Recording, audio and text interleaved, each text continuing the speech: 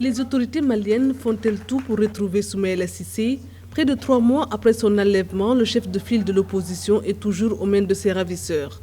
L'Assemblée parlementaire de la francophonie, le Parlement panafricain et l'Union parlementaire africaine appellent à l'intensification des efforts pour obtenir sa libération. Nous sommes très inquiets en cette période très compliquée avec le Covid-19 qu'un parlementaire soit détenu. Et nous remercions le gouvernement malien pour les efforts qu'ils sont en train de mener pour la libération de Soumaïla. Mais nous pensons que ces efforts doivent se multiplier au regard du contexte actuel parce qu'il est quand même très difficile d'imaginer quelqu'un qui a été président de l'UEMOA être entre les mains de ses ravisseurs dans des conditions inhumaines et dégradantes telles qu'on peut l'envisager. Une inquiétude que partagent les membres du collectif pour la libération de Soumaïla Cissé ainsi que plusieurs institutions sous-régionales.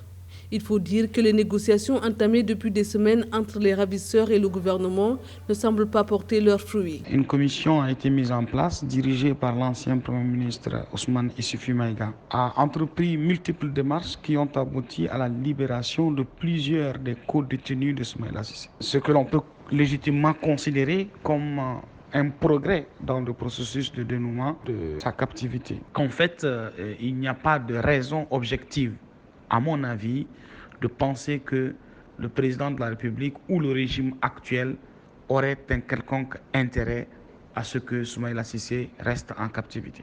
Je trouve que ce serait un peu naïf de penser que les négociations ne tourneraient qu'autour de l'argent. Parce que simplement, si c'était de l'argent, Soumaïla lui-même est suffisamment en position de pouvoir donner quelque chose de significatif à ses ravisseurs.